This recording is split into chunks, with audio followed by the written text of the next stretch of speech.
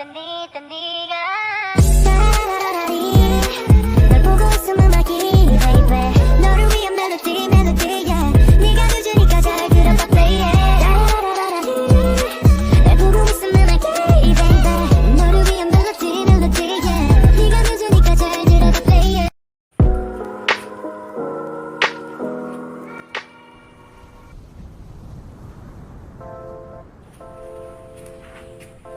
Assalamualaikum dan salam sejahtera. Nama diberi Nur Atika binti Hussein.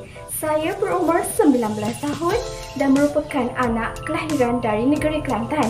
Saya merupakan anak sulung daripada 5 orang adik-beradik. Saya pernah bersekolah di SMK Kampung Raja Cameron Highlands dari tahun 2016 hingga tahun 2019. Dan kemudian saya berpindah ke SMK Palohinai Pekan Pahang pada tahun 2020. Saya berjaya menamatkan zaman persekolahan saya dengan pencapaian SPM yang cemerlang iaitu 7A 2B. Kini saya sedang melanjutkan pelajaran di Kolej Matrikulasi Kelantan dalam jurusan Sains Komputer Sistem 2 semester. Saya telah menduduki peperiksaan semester matrikulasi dan mendapat keputusan dengan PNGS 4.0. Saya berhasrat ingin melanjutkan pelajaran saya di Universiti Malaysia Sabah atau lebih dikenali sebagai UMS kerana UMS merupakan universiti yang tercantik di Asia Tenggara dan terkenal dengan fasiliti yang sedia ada.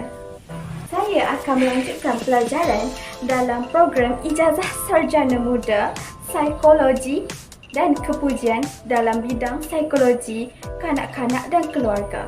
Hari ini kerana kesedaran dalam mewujudkan keharmonian dalam sesebuah negara adalah elemen yang sangat penting dalam membangunkan sesebuah ekonomi negara. Sepanjang saya menuntut pelajaran di alam menengah dan matrikulasi, saya amat aktif dalam bidang kurikulum. Antara pencapaian saya adalah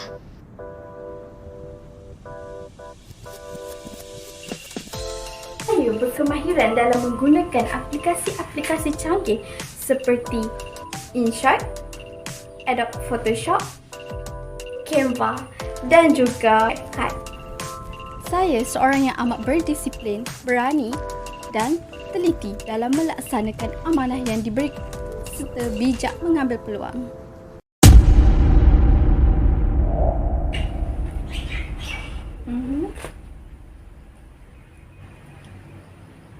Okey, baik puan. Tidak asing lagi bahawa jenayah pedofilia kian berleluasa pada zaman kini. Pedofilia merupakan gangguan psikiatrik di mana golongan dewasa maupun warga tua mempunyai tarikan atau perasaan seksual terhadap kanak-kanak yang belum atau baru sahaja memasuki fasa akil baligh. Seorang individu mestilah berumur sekurang-kurangnya 16 tahun dan mempunyai beza jarak umur 5 tahun dengan kanak-kanak yang didiagnos sebagai pedofilia. Perkataan pedofilia sering diguna pakai untuk merujuk kepada tarikan seksual atau perilaku penderaan seksual kanak-kanak. Majoriti dapatan dari kajian-kajian mendapati bahawa lebih ramai lelaki berbanding wanita mengalami gangguan pedofilia ini. Selain itu, kaunseling dan psikoterapi hanya mampu membantu sahaja bagi mengurangkan penglibatan seseorang individu melakukan penderaan seksual terhadap kanak-kanak. Punca pedofilia juga tidak dapat dikenal secara pasti.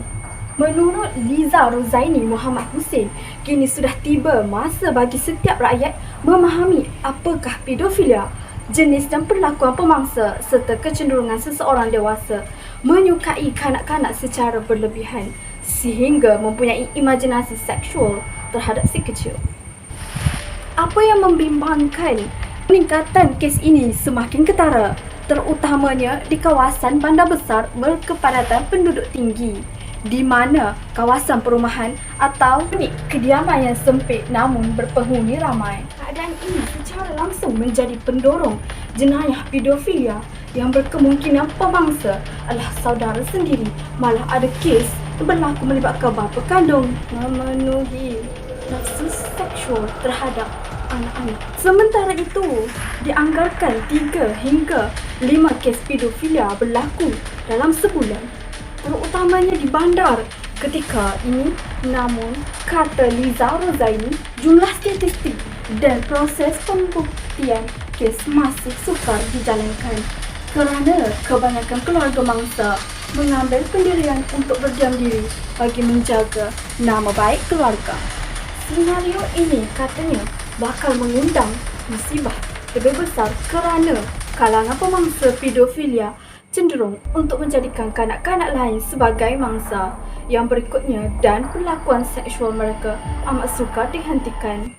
Dalam pada itu, kejadian yang berlaku melibatkan kanak-kanak juga dipercayai sesetengahnya melibatkan kes jenayah pedofilia. Perkara ini perlu dilihat secara kritikal, mencakupi segenap aspek, memandangkan pelakunya cenderung menggunakan pelbagai nasihat bagi menjerat mangsa, termasuk mengumpan hadiah, memujuk dan memperdaya kanak-kanak melalui media sosial demi memuaskan orientasi nafsu di luar batas kemanusiaan.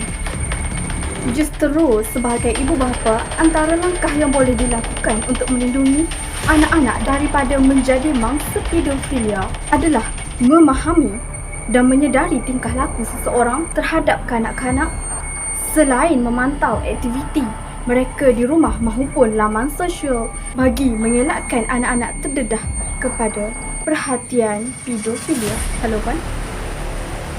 Baik, saya ke sana sekarang.